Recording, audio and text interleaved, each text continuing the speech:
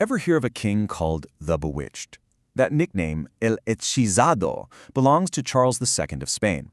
It just conjures up images of weakness, maybe even magic, right? But the real story behind him, well, it's way more tragic and honestly, a whole lot more complex. So here he is. This is the man himself, Charles II, the very last Habsburg to rule over a massive global empire. And let me tell you, his life was just a constant, grinding battle against his own body. You'd think his death would be seen as a tragedy, right? Nope. For the rest of Europe, it was a golden opportunity. I mean, this quote just says it all, doesn't it? From the day of his birth, they were waiting for his death. Just let that sink in. A historian actually wrote that. Can you even imagine that kind of pressure? To live your entire life knowing that the most powerful people on the continent are basically just counting down the days until you're gone. Okay, so to really get a handle on Charles, you have to look at his family. I mean, his problems didn't just pop up out of nowhere. They were an inheritance, a really destructive family legacy.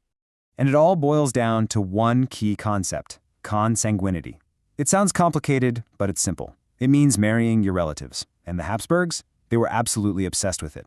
It was all about keeping their power, their land, all in the family. So they married cousins, uncles married nieces, you name it. A brilliant political strategy, maybe, but it had absolutely devastating biological consequences. Just take a look at this family tree. It shows the problem perfectly. See how the lines just keep folding back in on themselves? It's like a closed loop. In fact, Charles's own parents were an uncle and his niece. What this did was create this incredibly small gene pool, and that basically trapped and supercharged all these harmful genetic traits, generation after generation. And look, this wasn't a one-off thing, not at all. Between 1450 and 1661, there were 11 marriages by Spanish monarchs. Guess how many involved relatives? Most of them. This was a deliberate, consistent strategy. You can see how it made a tragic outcome for someone like Charles pretty much inevitable. So what were the consequences? Well, here you can see it. The physical toll is obvious. From when he was a kid to a full-grown man, he had that infamous Habsburg jaw, which was so pronounced that he had a hard time eating and even speaking clearly. He had rickets, couldn't even walk until he was 4 years old. And yet, get this, he survived smallpox, measles, and chickenpox. The guy was frail, no doubt, but he was also a fighter.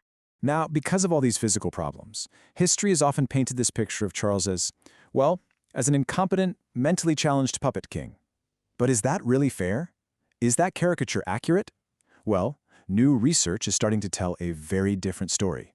Yeah, this is where we really have to separate the myth from the reality. The myth, which by the way was pushed super hard by his political enemies, was that he was basically an imbecile. But the reality, according to diplomatic reports from the time, his mind was totally intact. He wasn't uneducated either. He had tutors for law, music, and even math. And that passive puppet idea? Nope. He was actually right there, involved in the day-to-day business of government. That said, his reign was, well, it was a mess. It was anything but smooth. See, he became king when he was just a kid, so his mom, Mariana of Austria, acted as regent. This sparked a pretty vicious power struggle with his ambitious half-brother, John Joseph. The entire court was just a snake pit of infighting, and the country was bouncing from one bankruptcy to the next. I mean, what a chaotic mess for any leader to walk into, let alone a young king in such poor health. Which brings us to a bigger question. What was going on with the Spanish Empire at this point? The story we usually hear is that it was just in this terminal decline circling the drain. But the reality on the ground, it was so much more complicated. There was crisis, for sure, but there was also this surprising resilience and even some major reforms. You know, this quote from a foreign ambassador really sums up what everyone was thinking. He wrote, "It is incomprehensible how this monarchy survives." From the outside, it must have looked like the whole empire was held together with duct tape. And, to be fair, it was in crisis, but it never totally collapsed. So the question is, why not? Well, believe it or not, his government made some incredibly bold moves. Take the economy. They pushed through these drastic decrees that were basically like shock therapy. And yeah, it caused a ton of short-term pain. I mean, credit totally collapsed, commerce was a mess. But here's the crazy part. It actually worked. It stabilized the currency, putting an end to 100 years of financial chaos, and it set the stage for real growth down the road. And the empire itself was anything but stagnant. Decrees made in his name founded new universities in Peru and Guatemala, universities that are still around today. And get this is really fascinating. In 1693, a royal decree set up a sanctuary for escaped slaves in Spanish Florida. This led directly to Santa Teresa de Mos, the very first legally sanctioned free black town in what is now the U.S. How about that? But for all that, everything was overshadowed by this one massive question that basically consumed his entire life. Who was going to inherit the throne? Charles didn't have any kids, so the fate of this huge global Spanish empire was just hanging in the balance. It turned his deathbed into the absolute epicenter of a massive European crisis. And his marriages? They were basically political battlegrounds.